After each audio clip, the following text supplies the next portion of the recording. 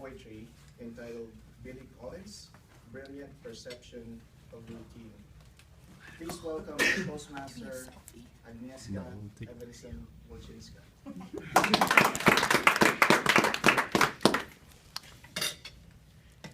Tonight, as part of my interpretive reading manual, I wanted to introduce you to Billy Collins. Billy Collins is famous for conversational, witty poems that welcome readers with humor, but often slip into quirky, tender, or profound observation on the everyday, reading and writing, and poetry itself. Collins was born in 1941 in New York.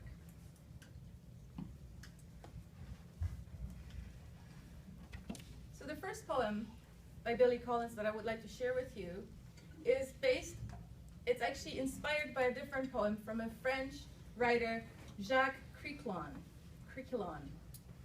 And the quote from Jacques is, "You are the bread and the knife, the crystal goblet and the wine." And this poem is called Litany. You are the bread and the knife, the crystal goblet and the wine. You are the dew on the morning grass and the burning wheel of the sun. You are the white apron of the baker and the marsh birds suddenly in flight.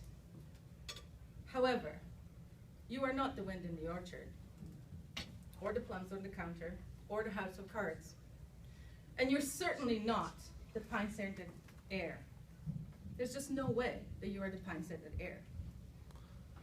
It is possible that you are the fish under the bridge, maybe even the pigeon on the general's head. But you're not even close to being a field of cornflowers at dusk. And a quick look in the mirror will show that you're neither the boots in the corner, nor the boat asleep in its boathouse. It might interest you to know, speaking of the plentiful imagery of the world, that I am the sound and the rain of rain on the roof.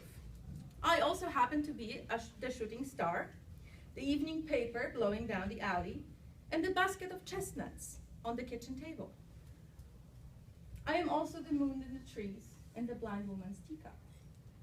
But don't worry, I'm not the bread and the knife. You are still the bread and the knife. You will always be the bread and the knife, not to mention the crystal goblet and somehow the wine. Second poem that I would like to share with you today is somewhat self-explanatory, so I'll just get right to it. Pay attention to the title, which is Another Reason Why I Don't Keep a Gun in the House. Did I read that again? Another reason I don't keep a gun in the house. The neighbor's dog will not stop barking. He's barking the same high, rhythmic bark that he barks every time they leave the house. They must switch him on the way out. The neighbor's dog will not stop barking. I close all the windows in the house and put on a Beethoven symphony full blast.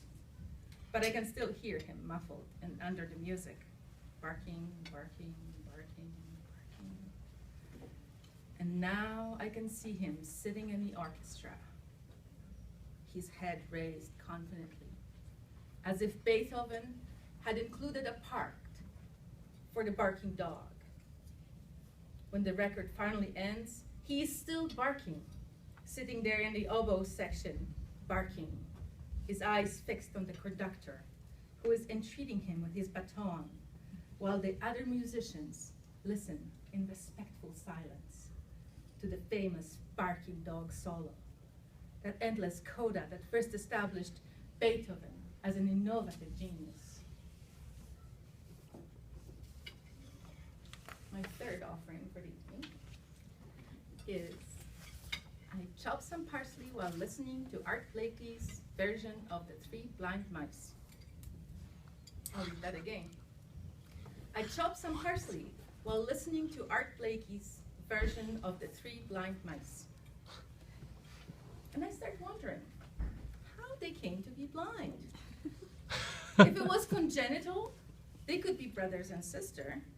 And I think of the poor mother brooding over her sightless young triplets. Or was it a common accident? all three caught in a searing explosion? Fireworks, perhaps. If not, if each came to his or her blindness separately, how did they ever manage to find one another? Would it not be difficult for a blind mouse to locate even one fellow mouse with vision, let alone two blind ones? And how, in their tiny darkness, could they possibly have run after a farmer's wife? Or anyone else's wife, for that matter? Not to mention why. Just so she could cut off their tails with a carving knife is the cynic's answer. But the thought of them without eyes, and now without tails, to trail through moist grass, or slip around the corner of a baseboard, has the cynic who has always lounges within me up off his couch and near a window, trying to hide the residing softness that he feels. And now I am onto dicing an onion, which might account for the wet stinging in my own eyes, though Freddie Hubbard's mournful trumpet on Blue Moon, which happens to be the next cut, cannot be said to be making matters any better. And the last poem of the evening, I chose it specially for Rocco. This poet was all set for a trip to Italy, and then last minute, the trip was canceled. And the poem is called Consolation. How agreeable is it not to be touring Italy this summer, wandering her cities, ascending her Tauric hill towns? How much better to cruise these local familiar streets, fully grasping the meaning of every road sign and billboard, and all the sudden hand gestures of my compatriots. There are no abbeys here, no crumbling frescoes or famous domes, and there's no need to memorize a succession of kings or tour the dripping corners of a dungeon. No need to stand around a sarcophagus, see Napoleon's little bed on Elba, or view the bones of a saint under glass. How much better to command the simple precinct of home than to be dwarfed by pillar, arch, and basilica. Why hide my head in phrase books and wrinkled maps?